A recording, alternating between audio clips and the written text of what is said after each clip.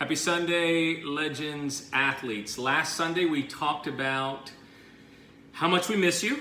We always talk about that. And we also talked about the negative effects when you take 1 month off of training.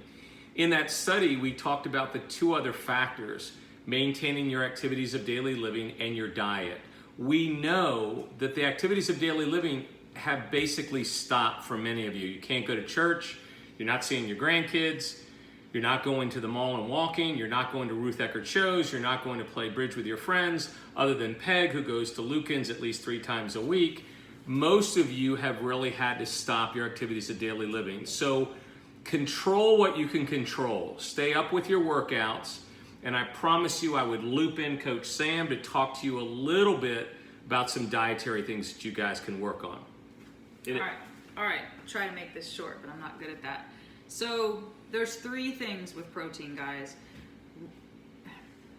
The older we are, the less efficient we are at processing protein, and believe it or not, the more protein we need in our diets to do the same things that it did when we were younger. And I've got Ed over there, so if I look that way, I'm looking for confirmation. And so getting enough protein in your diet is important. Somebody's gonna throw out, what about like too high a protein kills your kidneys? Unless you have advanced renal disease or some kind of kidney damage that's already been done, certainly discuss it with your doctor, but a high protein diet is not damaging to your kidneys.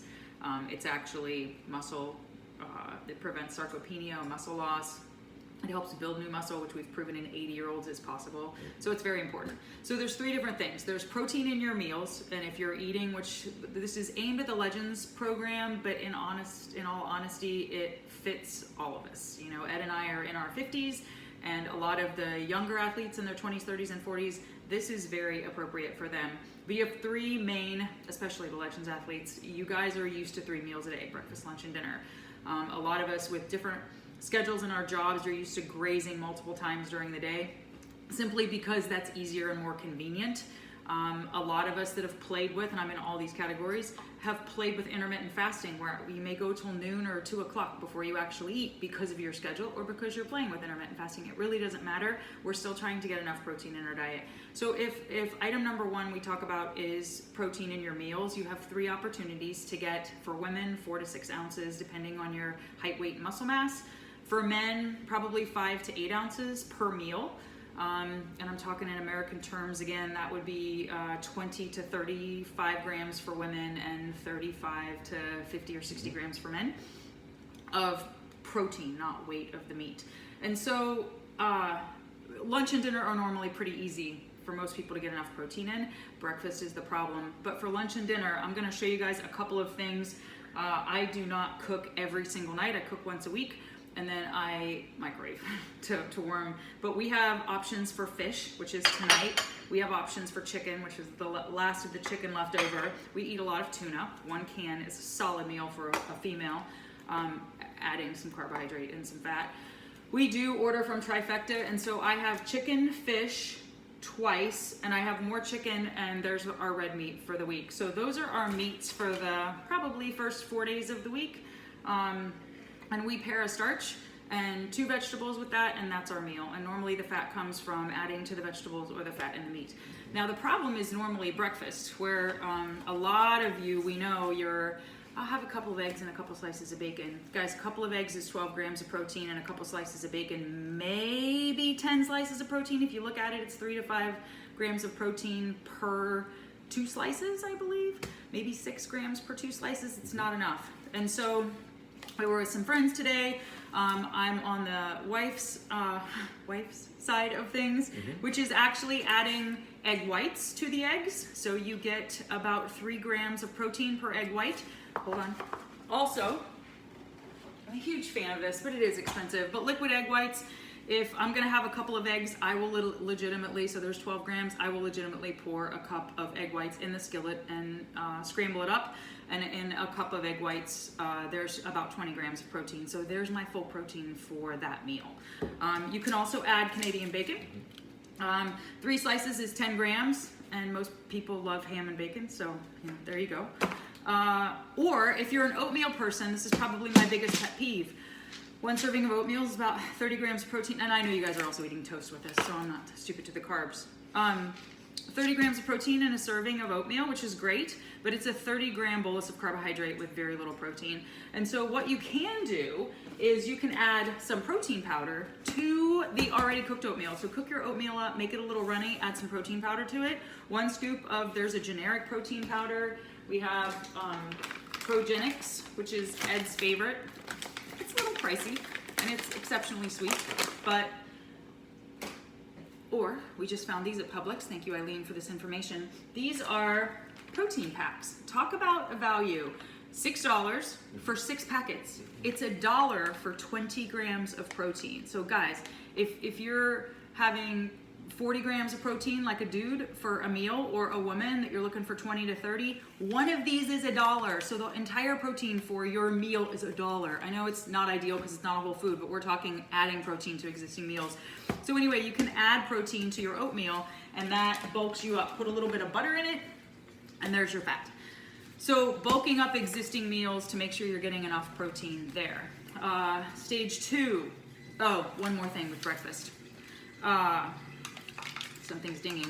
I know a lot of you still do yogurt. I pulled, Ed and I do dairy. We don't do a lot of milk per se, but we'll do cream in our coffee, and occasionally, if I have to do something like this, we'll buy a yogurt, but we don't do yogurt. We do dairy and whipped cream, and that's about it. Cheese, we do cheese. But Fage is a great brand, so is Chobani, but what you're looking for here, especially as we get older, please don't buy fat-free everything. Please, Canadian bacon is low in fat, regular bacon is high in fat, turkey bacon is low in fat. Don't fear fat unless you're legitimately cutting calories for some reason. It's important for your brain, it keeps you calm, it keeps you level, but they didn't have the 5%, which is the one I prefer. You can buy 0% if you're adding fat to your breakfast. If you're having eggs, which gives you a nice little round amount of fat, then okay with the 0%. But otherwise, let's don't mess with that. 2%, 5%. The 2% Fage gives us 20 grams of protein in this little cup. It's kind of like this. It's kind of like this. Little amount packed. That was the protein pack. It gives us only 4 grams of fat and moderate carbohydrate, 6. So you can put blueberries in your yogurt. You can put blueberries in your oatmeal. And there's a little bit of starch or carbohydrate. You can have toast, potatoes, whatever you want.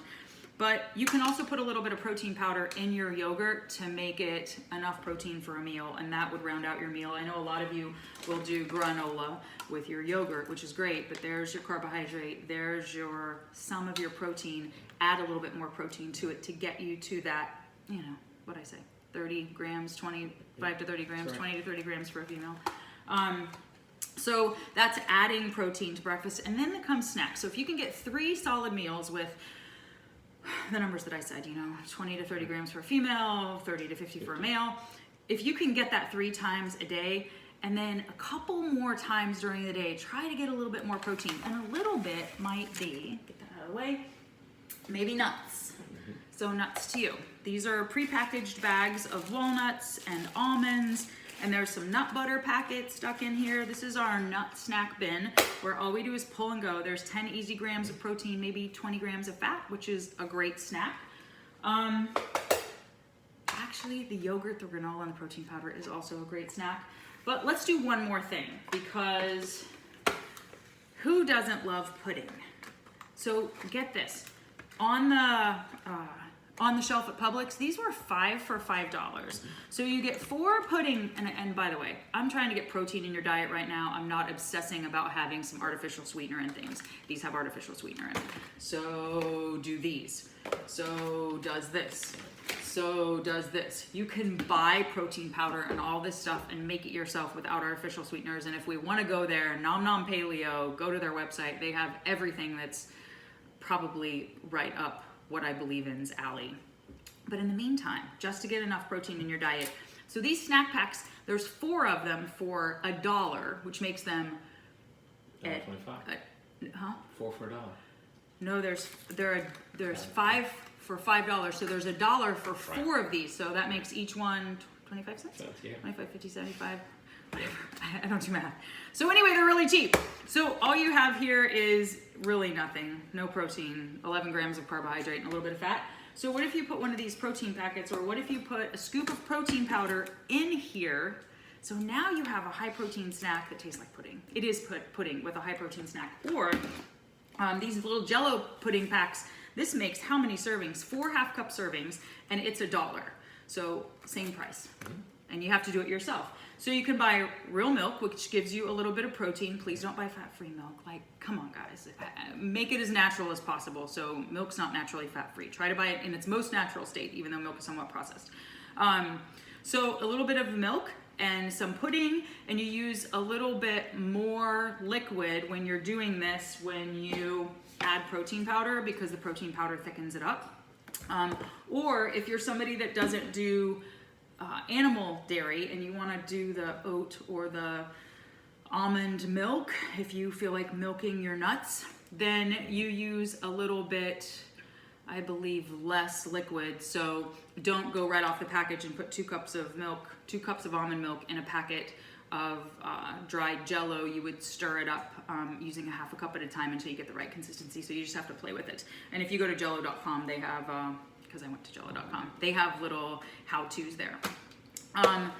What am I missing, babe? Nothing. I think I hit everything. Everything on the little toy thing. All about protein. So listen, tough love. Let's close it out by saying this. I remember the day that we closed, and I remember telling Trish, one of the quick things I learned when I got out of college was a great line. It said, the surgery was a success and the patient died. And what that means is I don't want any of you catching COVID-19. And that's your push right now. But I also don't want you sitting at home getting fatter, having your A1Cs go up, having your blood sugar levels go up, having your joints get stiff.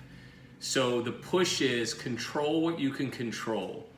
Do your workouts, control your diet, control your carbohydrate intake, not too much, not too many sweets, and we're just gonna keep hammering on you because we love and miss you. Have a great week coming up. I hope it'll be entertaining for you as well as beneficial. Bye, Signing guys. out, guys. See ya.